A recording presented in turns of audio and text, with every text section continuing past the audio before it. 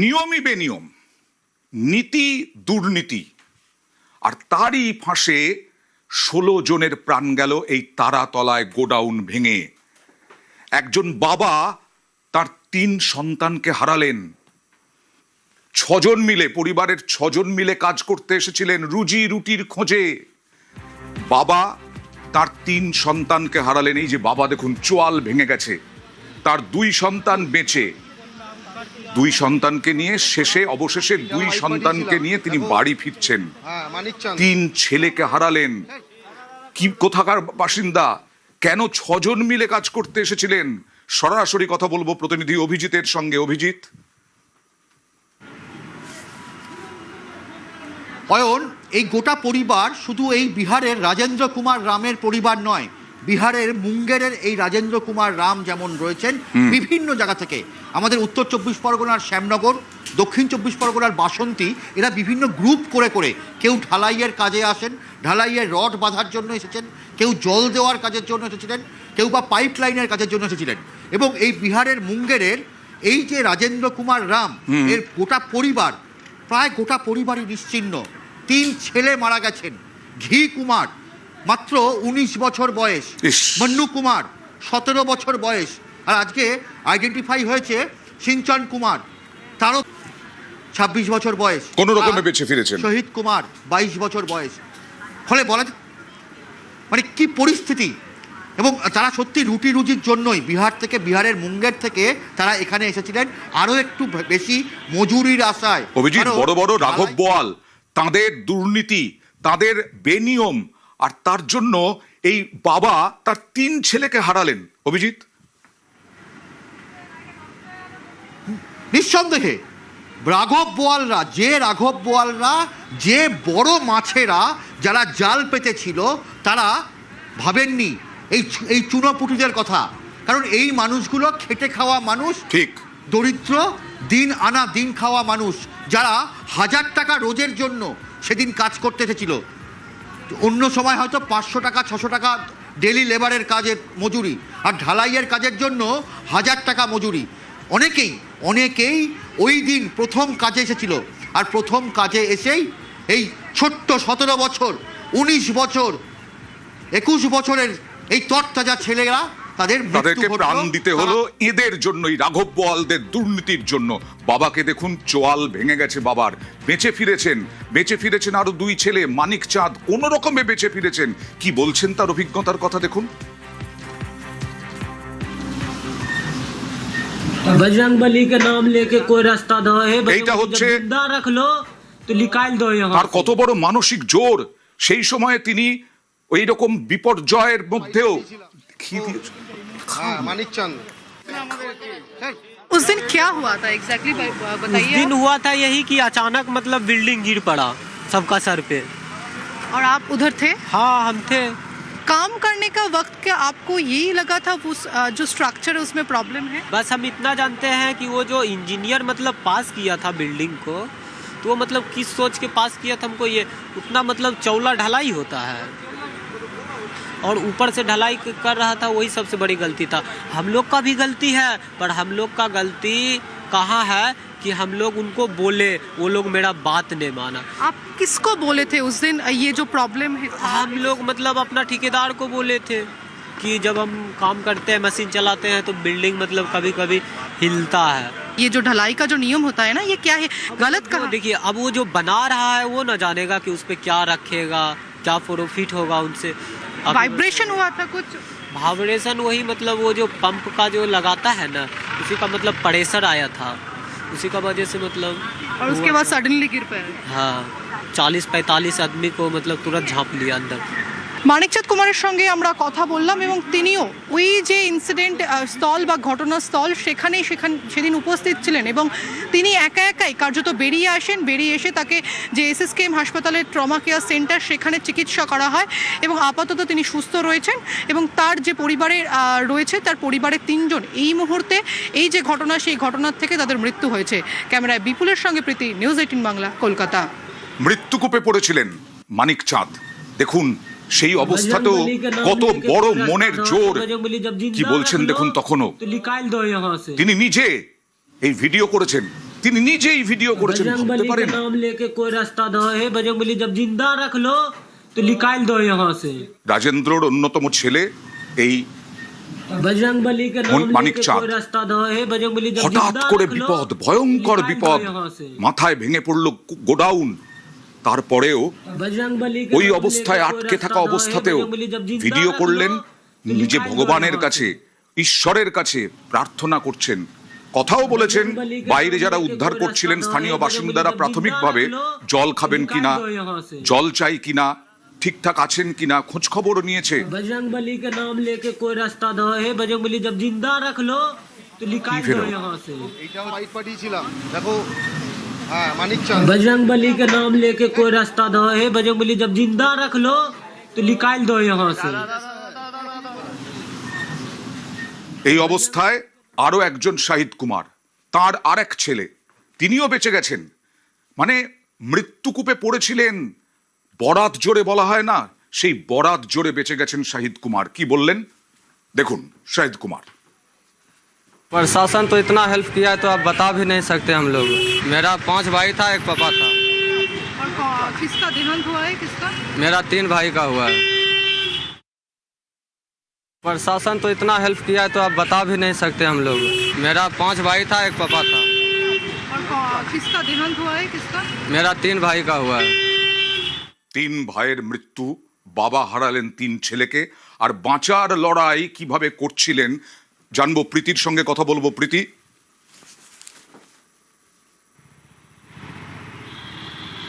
অরুণ, আমরা একটা কবিতা সকলেই শুনেছি, রবীন্দ্রনাথ ঠাকুরের মৃত্যুঞ্জয়। কার্যত এই দুই ভাই এবং তার বাবা, তারা কিন্তু মৃত্যুঞ্জয়, একেবারে মৃত্যুকে সামনে থেকে দেখেছেন তারা। এই বুধবার দিন যে ঘটনা ঘটে সেই সময় তারা সেখানে উপস্থিত ছিলেন, তারা সেখানে কাজ করতেন। সামান্য কিছু টাকার জন্য তারা বিহারের মুঙ্গের থেকে সরাসরি কলকাতায় এই তারাতলার গোডাউনে এসছিলেন। যেমনটা তিনি বললেন আমাদেরকে এই মানিক চাঁদ কুমার, যে সেদিন এবং তার আগে এই যে স্ট্রাকচারাল ইঞ্জিনিয়াররা বলছেন না বারবার যে এই পুরো নকশার মধ্যে গলদ ছিল, এই বিষয়টা তিনি তার সুপারভাইজারকে জানিয়েছিলেন যে যেভাবে হচ্ছে কলম ওঠে, যেভাবে ঢালাই হয়, ঠিক একই নিয়ম মেনে কিন্তু সেই গোডাউনে ঢালাই হচ্ছে না। তারপরেও তার যে কথা, অর্থাৎ মানিক চাঁদ যে কথা বলেন, সেই কথা কেউ শোনেননি এবং তার ফল আমরা দেখলাম বুধবার দিন আস্ত একটা গোডাউন সেই গোডাউন ভেঙে পড়ে গেল এবং মানিক চাঁদ, তার সঙ্গে সঙ্গে তার ভাই শহীদ কুমার এবং তাদের বাবা সেখানেই আটকে পড়েন। এছাড়াও তাদের পরিবারের আরও 3 সদস্য যারা বিহারের মুঙ্গের থেকে এসেছিলেন, তাদের ইতিমধ্যে ঘটনাস্থলে মৃত্যু হয় এবং তাদেরকে ইতিমধ্যে শনাক্তকরণ করে তাদের বডি কিন্তু দুর্নীতি, বেনিয়ম, সমস্ত কিছুর মাসুল দিতে হলো বাবার 3 ছেলেকে।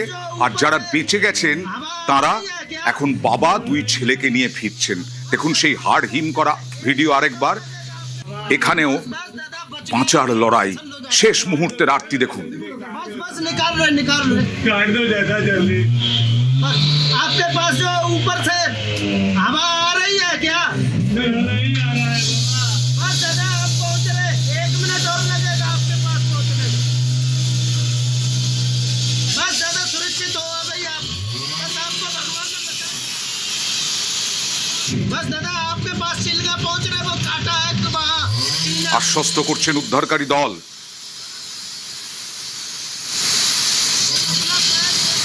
पानी और चाहिए दादा? नहीं कुछ नहीं चाहिए, हम लोग अभी कर लो बस दादा अभी শুধু आपको বাঁচতে চান তারা, জল চান না, শুধু বাঁচতে চান। উদ্ধার করুক উদ্ধারকারী দল। মনুর সঙ্গেও কথা হয়েছিল, মনুর সঙ্গে উদ্ধারকারী দলের কথা হয়েছিল, কিন্তু মন্নু কুমারের শেষ রক্ষা হলো না। এই রাজেন্দ্রর আর এক ছেলে মন্নু কুমার, তার মৃত্যু হলো কিভাবে দেখুন। आपके पास जो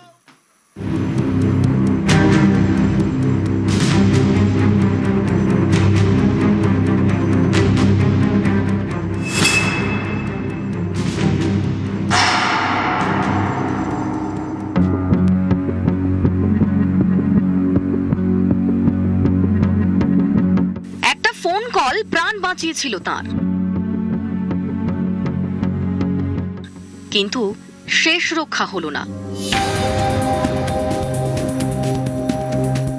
তারাতলার ধ্বংসস্তূপের নিচ থেকে উদ্ধার হওয়ার 24 ঘন্টার মধ্যেই মারা গেলেন বিহারের বাসিন্দা মনু কুমার।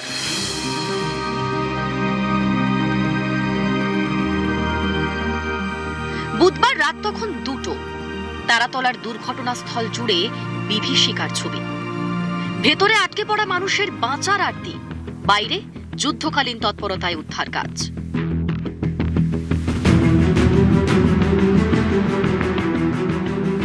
ধ্বংসস্তূপের নিচে আটকে পড়াদের মধ্যেই একজন বিহারের মুঙ্গেরের বাসিন্দা মনু কুমার।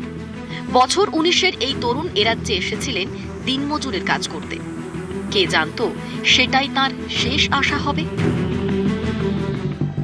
প্রায় 14 ঘন্টা আটকে থাকার পর ধ্বংসস্তূপের নিচ থেকেই এক বন্ধুকে ফোন করেন মনু।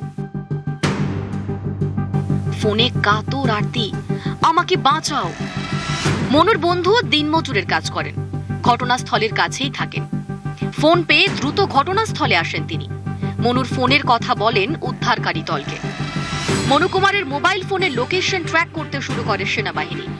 লোকেশন ট্র্যাক করে বুধবার ভোর 6টা নাগাদ মনুকে উদ্ধার করা হয়।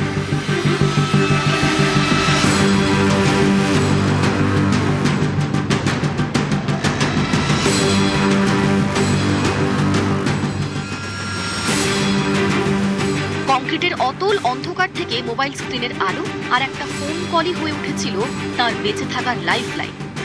সেনা জওয়ানদের হাত ধরে যখন নতুন সকালের আলো দেখলেন মনু, মনে হয়েছিল মৃত্যুকে জয় করে ফিরলেন এক রিয়েল লাইফ হিরো, ঠিক সিনেমার মতো। फोन किया था कि हम सही सलामत है, हमको जल्दी बाहर निकालिए। मोनू कुमार 2 बजे रात के कॉल किया।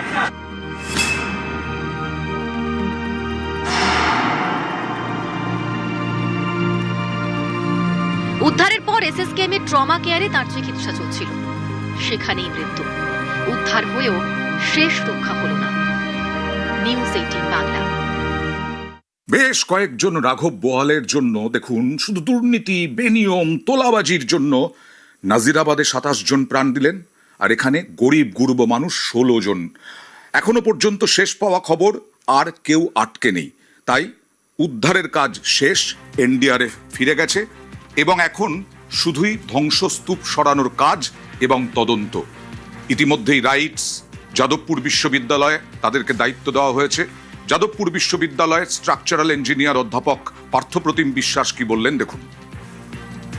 ফেলিওর ইনভেস্টিগেট করার কিছু পদ্ধতি আছে, ফরেনসিক ইঞ্জিনিয়ারিং আমরা যেটাকে বলি। নমুনা সংগ্রহ করার প্রাথমিক পদক্ষেপ আজকে আমরা নিলাম, অর্থাৎ কোন কোন জায়গা থেকে নমুনা পরীক্ষা করা হবে, কোথায় এখানে ইনসিটু টেস্ট হবে, বহু ধরনের টেস্ট এখানে হবে, including soil test, including analysis of the structural design, drawing, detailing, যদি কিছু থেকে থাকে।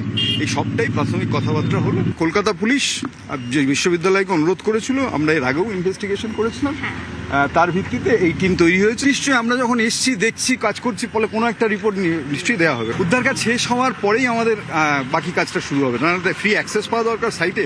ফলে উদ্ধার কাজ শেষ হওয়ার পরও যে ধ্বংসস্তূপ পড়ে থাকবে, সেখানেই আমাদের বেশ কিছু টেস্ট করতে হবে, সেগুলো আমরা করব। এই একটা গোডাউনেই মোটা টাকার রফা, তার মানে পরপর বেআইনি নির্মাণে কত কত টাকার রফা হয়েছে। আর কলকাতার প্রাক্তন মেয়র ফিরহাদ হাকিমের যিনি ওএসডি কালীচরণ, তার প্রভাবে পুরো আধিকারিকরা ধৃতরাষ্ট্র। টাকার টোপেই মৃত্যু ফাঁদ।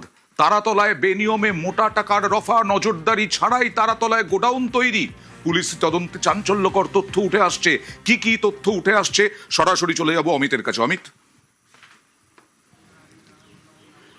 দেখো, আর্থিক লেনদেন হয়েছে, বিষয়টা গতকালই কোর্টে স্পষ্ট করে দিয়েছিলেন সরকারি আইনজীবী সৌরিন ঘোষাল। তোমায় জানিয়ে রাখবো, এই যে তারাতলার বিপর্যয়, এই বিপর্যয়ের ক্ষেত্রে যারা পুরসভার আধিকারিক থেকে ইঞ্জিনিয়ার, প্রত্যেকেই ধৃতরাষ্ট্র, এমনটাই মনে করছে তদন্তকারী আধিকারিকরা। কারণ কালীচরণ বন্দ্যোপাধ্যায়ের যে প্রভাব এবং তার যে জোর, তার জোরেই কিন্তু এই তারাতলার কনস্ট্রাকশনের প্ল্যান অনুমোদন হয়েছিল। তো পুরসভার নিয়ম বলছে 3 কাঠা হোক বা 3 কাঠার বেশি, যেখানেই কোনো বিল্ডিং প্ল্যান স্যাংশন করাতে হয়, সেক্ষেত্রে নকশা তৈরি করার পর তা বিল্ডিং ডিপার্টমেন্টে পাঠাতে হয় এবং সেখানে নকশা পৌঁছে যাওয়ার পর পুরসভার ওয়ার্ড স্তরের ইঞ্জিনিয়ার রয়েছে হচ্ছে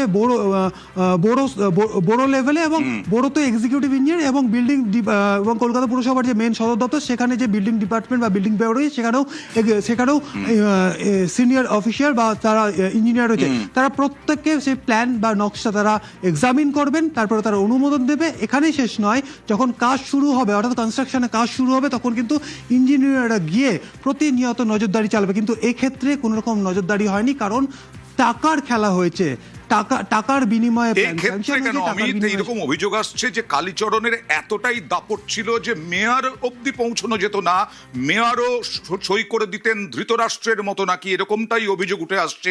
কালীচরণের এত দাপট হলো কি করে? দেখো, গতকালও কিন্তু কোর্টে একই রকম তথ্য কিন্তু তুলে ধরা হয়েছিল সরকারি আইনজীবীর তরফে। তিনি বলেছিলেন যে কালীচরণ বন্দ্যোপাধ্যায় শুধুমাত্র যে তারাতলার এই আন্ডার কনস্ট্রাকশন বা যেটি ভেঙে পড়েছে এমনটি নয়, শহর কলকাতার এমন বহু কনস্ট্রাকশন রয়েছে যেখানে অনুমোদন মানে কালীচরণের প্রভাবে বা কালীচরণের সুপারিশে অনুমোদন হয়ে গেছে। সেখানে বিল্ডিং প্ল্যান হচ্ছে বা নকশা তো চেক করা হয়নি বা নকশা তো ক্ষতি এক্সামিন করা হয়নি, বা এমনকি পুরো আধিকারিকরা সেখানে মানে স্পট ভিজিটেও যায়নি। এরকম প্রচুর তথ্য উঠে আসছে এবং কালীচরণকে জিজ্ঞাসাবাদ করে জেরা করে সেই বিষয় যে কালীচরণের সামনে আসতেন না, যদি তারাতলার মতো ঘটনা না ঘটতো। 16 জনের প্রাণ গেল বলে আজকে কালীচরণের নাম উঠে আসছে। এই কালীচরণই নাকি সব করতেন পুরসভার, তার বিরুদ্ধে অত্যাচারের অভিযোগ উঠছে। তারাতলা বিপর্যয়ে জালি কালীচরণ বন্দ্যোপাধ্যায়, কালীর বিরুদ্ধে বিস্ফোরক ঠিকাদাররা কি বলছেন, তাদের সঙ্গে দুর্ব্যবহার করা হতো, টাকা না দিলে থ্রেট দেওয়া হতো। দেখুন, কালী হচ্ছে একটা বড় তোলাবাজ। কালীর কে দেখা করতে গেলে তার বাইরে অনেক সাকরেতরা থাকে, তাদের মারফত তাদের নিয়ে তা কালীর কাছে যেতে হয়। আর কালী, আমি একবার গেছিলাম কালীবাবুর কাছে, আমার এক পেমেন্টের ব্যাপারে আমি খুব অসুবিধায় ছিলাম। পেমেন্টের ব্যাপারে আমাকে দূর করে তাড়িয়ে দিয়েছে, কত টাকা দিতে পারবি, কত টাকা দিতে পারবি। আমাকে ভায়া যারা সাকরেত ছিল বাইরে, তাদের দিয়ে আমাকে বলেছিল। আমি বললাম আমি তো তার বেশি দিতে পারবো না। আমি কালীবাবুর কাছেও আপনি পৌঁছতে পারছেন? কালীবাবুর কাছেও পৌঁছাতে পারছি না। তার পাশে আরও 2-4 জন ওরা ভায়া ঘুরে বেড়ায়, যারা টিয়ন আছে, তারা ওই টাইপের, তাদের মারফতে আমি ঢুকেছি। কালীবাবুর সামনে আমি দাঁড়িয়েছি, কিন্তু উনি রাজা বাদশার মতো হাবভাব। ওনার কাছে কথা বলার সঙ্গে সঙ্গে আমি কুকুর ছাগলের মতো আমাকে তাড়িয়ে দিয়েছে। আবার বলছে তুই কত টাকা দিতে পারবি। হ্যাঁ, এইসব ভারসাম্য। পুরসভায় গেলে মেয়রের সঙ্গে কি দেখা করার তো প্রশ্ন, আমি মেয়রের সঙ্গেই দেখা করতে গেছিলাম। আমি চিঠি নিয়ে মেয়রের কাছেই যেতে গেছিলাম, কিন্তু মেয়র অবধি টপকানো যাবে না। কালীবাবুই সব। এবার প্রাক্তন মেয়র ফিরহাদ হাকিমের বিরুদ্ধে অভিযোগ দায়ের করলো ভারতীয় মজদুর সেল। ভারতীয় মজদুর সেলের কি অভিযোগ, সরাসরি চলে যাব প্রতিনিধি সুদীপ্তর সঙ্গে কথা বলবো। সুদীপ্ত, কি অভিযোগ এই ফিরহাদ হাকিমের বিরুদ্ধে, কি অভিযোগ দায়ের করলেন ভারতীয় মজদুর সেলের এই নেতারা? দেখো আনন্দা, ভারতীয় জনতা মজদুর সেলের পক্ষ থেকে যে অভিযোগ দায়ের করা হয়েছে মূলত ফিরহাদ হাকিমের বিরুদ্ধে অভিযোগ, এবং একই সঙ্গে আরো 2 জন কাউন্সিলরের বিরুদ্ধে অভিযোগ করা হয়েছে। 80 নম্বর ওয়ার্ডের কাউন্সিলর আনোয়ার খান এবং 143 নম্বর ওয়ার্ডের কাউন্সিলর শামস ইকবালের বিরুদ্ধে অভিযোগ করা হয়েছে। তাদের বিরুদ্ধে অভিযোগ রয়েছে, সেই অভিযোগের প্রথমেই যে কথা বলা হয়েছে যে তাদের বিরুদ্ধে এফআইআর করতে হবে এবং তাদেরকে তদন্ত করতে হবে তাদের বিরুদ্ধে। তার কারণ তারা একাধিক বেআইনিভাবে নির্মাণের জন্য একাধিক যে অনুমোদন, সেই অনুমোদন তারা দিয়েছে, প্ল্যানের অনুমোদন দিয়েছে। এবং এই যে ঘটনা ঘটেছে তারাতলার যে ঘটনা, সেই ঘটনার পরিপ্রেক্ষিতে যাদের মৃত্যু হয়েছে এবং এই ঘটনা যাদের জন্য ঘটেছে তাদেরকে খুঁজে বের করতে হবে এবং তাদের ব্যবস্থা নিতে হবে, তাদের বিরুদ্ধে সঠিক ব্যবস্থা নিতে হবে। এবং এই এলাকাতে আরো বেআইনি নির্মাণ রয়েছে এবং এই ঘটনা সেই নির্মাণকে কেন্দ্র করে যেন আর না ঘটে সেই বিষয়ে কিন্তু সঠিক বেআইনি নির্মাণে ইতিমধ্যে জিরো টলারেন্স মুখ্যমন্ত্রীর শুভেন্দু অধিকারী বারবার হুঁশিয়ারি দিয়েছেন। এখন দেখার কতটা কড়া পদক্ষেপ করে পুলিশ প্রশাসন। ফিরহাদ হাকিম আর আনোয়ার খান আর শামস ইকবাল, এই 3 জনের নামে এখানে কমপ্লেন দিলাম। একটা বড় এখানে ওসি সাহেব বললেন কি এটা এফআইআর, যে বড় এফআইআর হয়েছে ওর মধ্যে এটা ঢুকে যাবে। আর আমরা বলেছি ওনাকে অ্যারেস্ট করতে হবে, বলেছে কি সব গঠন হয়ে গেছে, অনেক তাড়াতাড়ি আপনি রেজাল্ট দেখতে পারবেন। ববি হাকিমকে তাড়াতাড়ি গ্রেফতার দেখতে চাই, জেলের ভাত খেতে দেখতে চাই। তারাতলা যে বিপর্যয়, তাতে বিস্ফোরক দাবি কুণাল ঘোষের। আর তারাতলার এই বিপর্যয়ে পাল্টা দিলীপ ঘোষকে আক্রমণ। তারাতলা কাণ্ডে মাননীয় মুখ্যমন্ত্রী বিধানসভায় একটি কাগজ দেখিয়ে ইঙ্গিতপূর্ণ বক্তৃতায় বলেছিলেন, এই দেখুন ওই বিতর্কিত এবং অবৈধ ধাঁচা নির্মাণ কার সই আছে, প্রাক্তন মেয়রের সই আছে। পরের লাইনটি কি বলেছিলেন, কাউকে ছাড়া হবে না, যারা তারাতলায় জড়িত তাদের অ্যারেস্ট করতে হবে। যদি আজ 5টার আগে অ্যারেস্ট হন ফিরহাদ হাকিম, তাহলে বুঝবো শুভেন্দু অধিকারী যা দেখিয়েছেন ঠিক করেছেন, সততার সঙ্গে দেখিয়েছেন। কুণাল ঘোষ দাবি করলে সরকার করবে না, সরকার যখন মনে করবে কেউ অন্যায় করেছে তখন তার বিরুদ্ধে ব্যবস্থা নেবে। সেই জন্য তদন্ত চলছে, যে দোষী সাব্যস্ত হবে, যার বিরুদ্ধে প্রমাণ আসবে এই অনৈতিক কাজের, সরকার তার বিরুদ্ধে ব্যবস্থা নেবে।